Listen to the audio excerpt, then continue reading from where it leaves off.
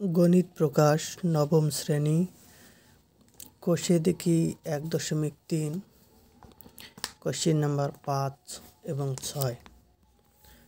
৫/৭ ও ৯/৭ এর মধ্যে ৩টি অমূলদ সংখ্যা লিখি। তাহলে ৫/৭ ৫ নাম্বার,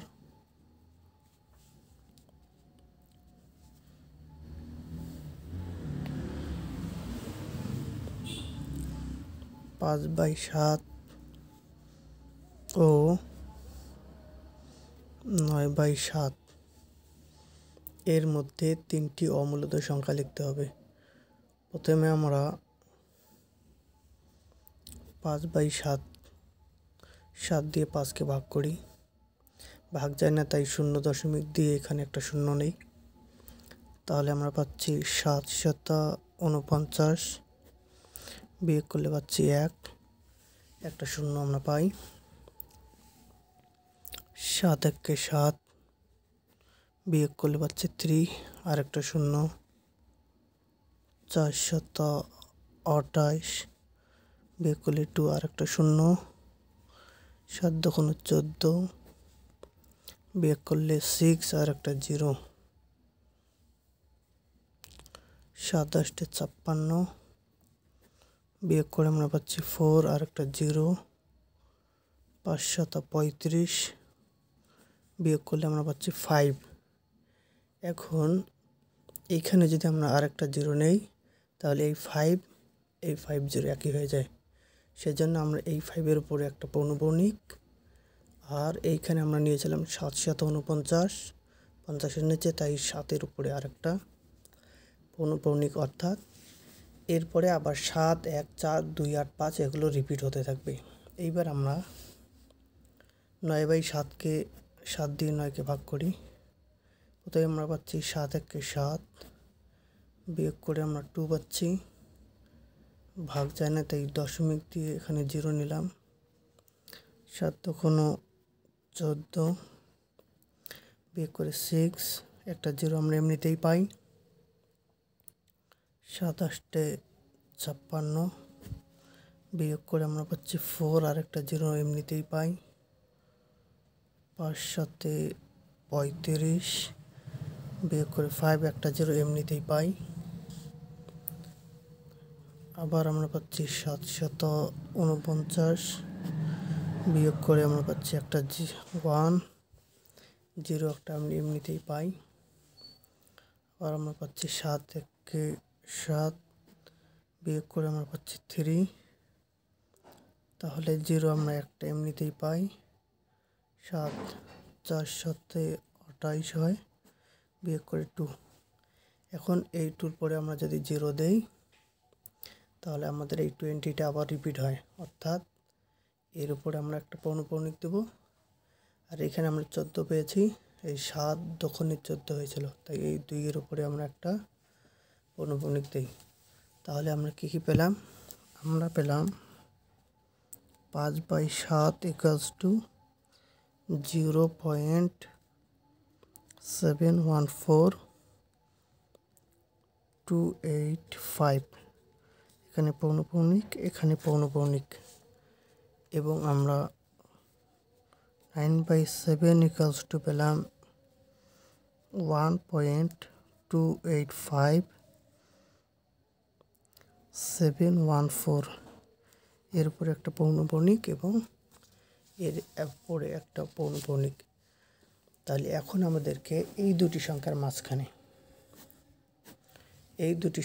মাঝখানের 3টি অমূলদ সংখ্যা লিখতে হবে। তাহলে আমরা লিখি ৫/৭ ও ৯/৭ এর মধ্যে 3টি অমূলদ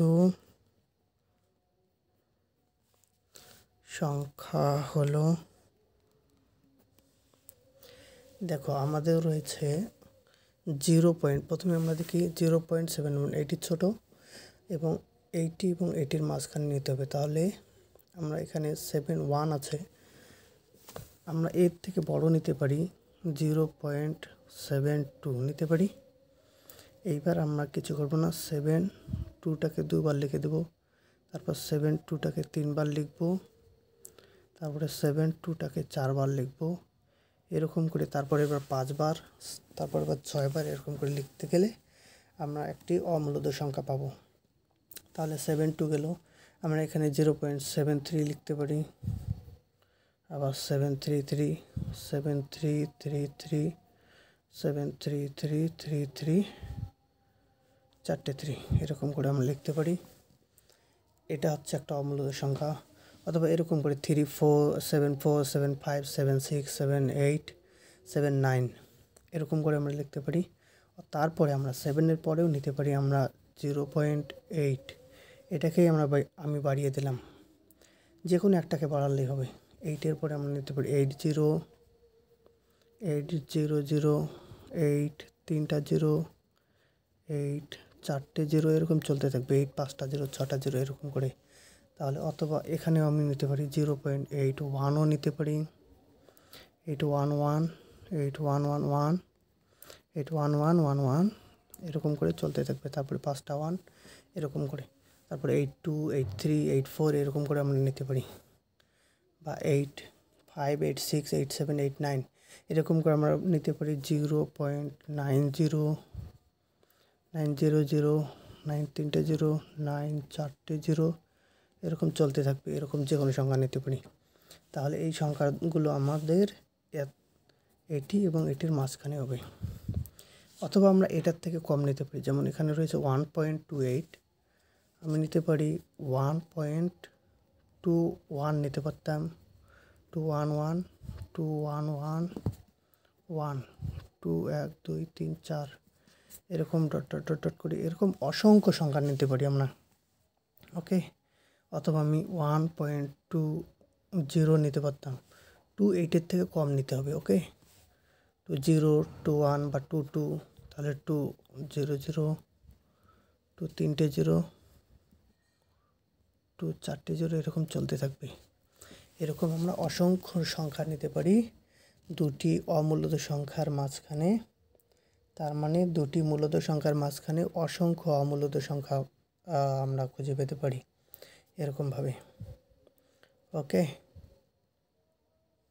অথবা এখানে যেমন রয়েছে 28, এরকম আমি নিতে পারতাম 1.28, 0, 28, 0, 0, 28, তারপর 3টে 0, এরকম চলতে থাকতো, 28, 4টে 0, এরকম করে আমরা অসংখ্য সংখ্যা নিতে পারি।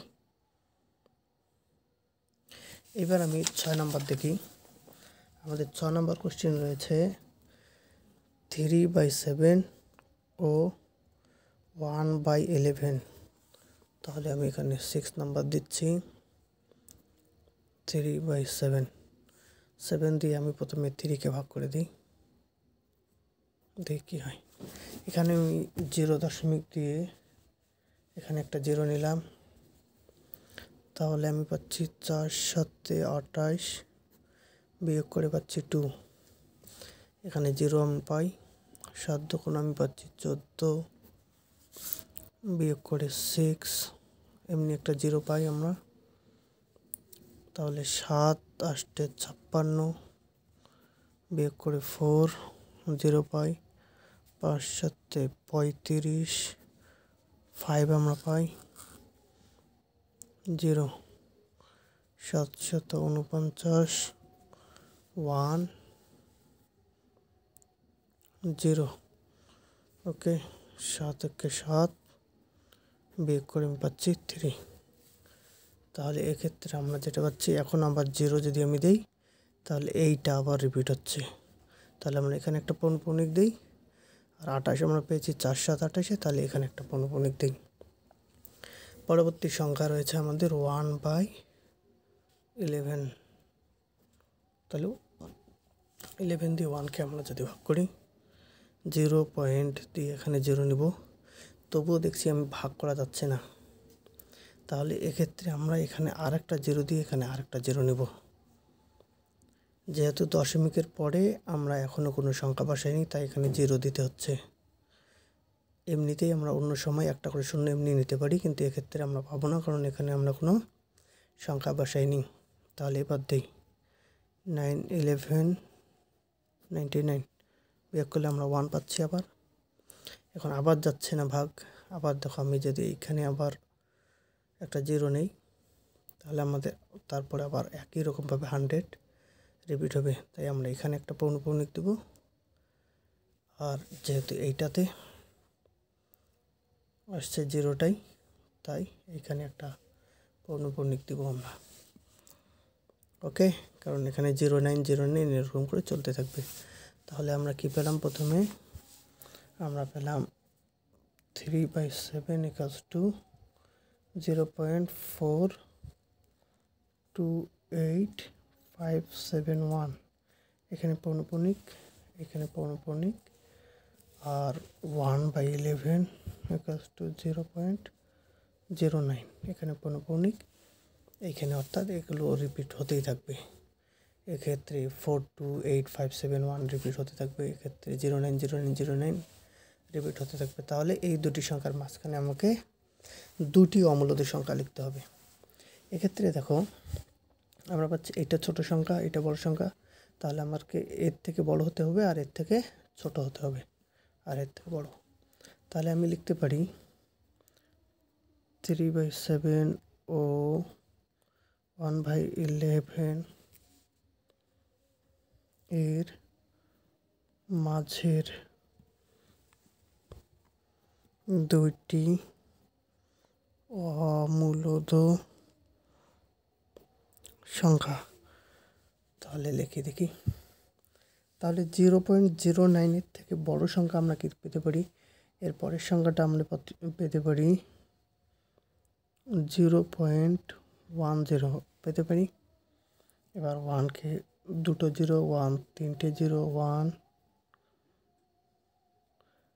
চারটে 0, এরকম করে যদি রিপিট হতে থাকে, তাহলে আমরা একটি অমূলদের সংখ্যা পাবো। এবার এখানে রয়েছে 0.4, তার মানে আমরা 0.20 নিতে পারতাম, 200, 2 তিনটে 0, 2 চারটে 0, এরকম করে চলতে থাকবে। এটি একটি অমূলদের সংখ্যা আমরা পাবো। অথবা 0.30 পাবো, 30034, অথবা 0.40 পেতে পারি। অথবা আমি এখানে অন্য সংখ্যাও লিখতে পারতাম, 0.12, 122, 1 তিনটে 2, 1 চারটে 2, এরকম আমাদের সংখ্যাটা চলতেই থাকবে। ওকে, অথবা 0.13, 133, এরকম পর্যন্ত। তারপর আমরা কতক্ষণ লিখতে পারতাম? এখানে 42 আছে, এর থেকে কম যদি নেই 0.41, এরকম করে 411, 4111, 41111, এরকম করে চলতে থাকবে। তো এরকম যে কোনো দুটি লিখলে হবে। এখানে অসংখ্য অমূলদ সংখ্যা রয়েছে, ঠিক আছে। অথবা আমি এরকম করে যদি তিনটে সংখ্যা নিই, দেখো এখান থেকে আমি তিনটে নিয়ে দেখাচ্ছি। 0.428 আছে, 8-এর থেকে কম নিচ্ছি, 7 নিলাম, 4277, এরকম রিপিট করাতে পারি। 4237, 42, 1 2 3 4, চারটে 7, এরকম করে চলতে থাকবে। তার মানে এরকম শুধু দুটা নিতে হবে এমন কোনো কথা নয়, তিনটের পরেও আমরা সংখ্যা রিপিট করিয়ে অমূলদের সংখ্যা নিতে পারি। এই হচ্ছে আমাদের অমূলদের সংখ্যা নির্ণয়ের পদ্ধতি।